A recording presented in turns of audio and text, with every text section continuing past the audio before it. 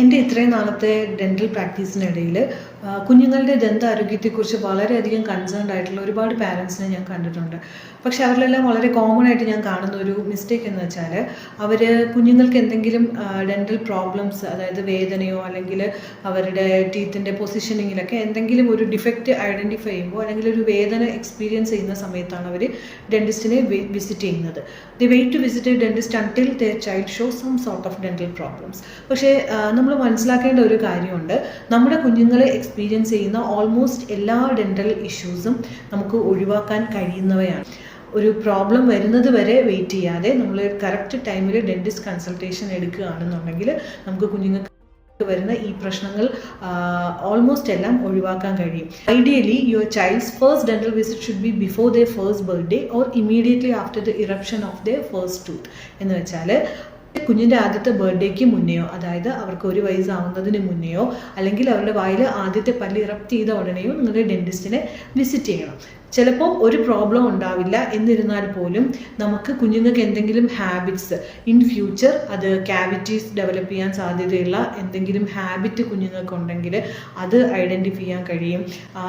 പല്ലിൻ്റെ പൊസിഷനും മാലൊക്ലൂഷനൊക്കെ വരാൻ സാധ്യതയുള്ള വിരൽ ചൂമ്പുക അല്ലെങ്കിൽ ടങ് ത്രസ്റ്റിംഗ് എന്നൊക്കെ പറയുന്ന ഹാബിറ്റ്സ് ഉണ്ട്. അതൊക്കെ കുഞ്ഞുങ്ങളുടെ ഇൻ ഫ്യൂച്ചർ അവരുടെ ടീത്തിൻ്റെ മാൽ അലൈൻമെൻറ്റ് വരാനുള്ള കാരണങ്ങളാണ്. അത്തരം ഹാബിറ്റ്സ് ഡെൻറ്റിസ്റ്റിന് ഐഡൻറ്റിഫൈ ചെയ്യാനും കഴിയും, അതിനെ ഇൻ്റർവീൻ ചെയ്യാനും കഴിയും.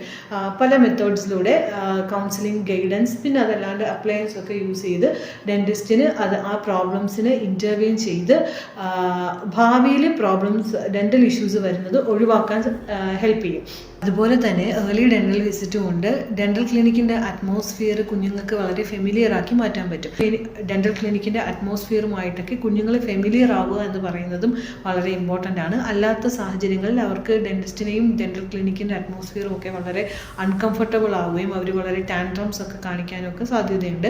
അങ്ങനെ ഒരു വേദന വന്നതിന് ശേഷം ഡെൻറ്റിസ്റ്റിനെ വിസിറ്റ് ചെയ്യുകയും അപ്പോൾ ഇഞ്ചക്ഷൻ പോലുള്ള കാര്യങ്ങളൊക്കെ വേണ്ടി വന്നാൽ അതിൻ്റെ പെയിൻഫുൾ എക്സ്പീരിയൻസ് എല്ലാം അവർക്ക് വളരെ ഒരു ബാഡ് എക്സ്പീരിയൻസ് ആയിട്ട് മനസ്സിൽ കിടക്കുകയും അത് ഇൻ ഫ്യൂച്ചർ ആ ഏജിൽ മാത്രമല്ല അവരുടെ ലേറ്റർ ഏജിലും അത്യാവശ്യമുള്ള ഡെൻ്റൽ ട്രീറ്റ്മെൻറ്റ്സ് പോലും അവർ ഡിലേ ചെയ്യുകയോ ഒഴിവാക്കുകയോ ഒക്കെ ചെയ്യുന്ന ചില സാഹചര്യങ്ങളിലേക്ക് നയിക്കും. അതെല്ലാം ടോട്ടലി അവരുടെ ഓവറോൾ ഡെൻ്റൽ ഹെൽത്തിനെ നെഗറ്റീവായിട്ട് അഫക്റ്റ് ചെയ്യുകയാണ് ചെയ്യുന്നത്. അപ്പോൾ ഈ സാഹചര്യങ്ങളെല്ലാം ഒഴിവാക്കാൻ early and timely dental consultation വളരെ വളരെ ഇമ്പോർട്ടൻ്റ് ആണ്.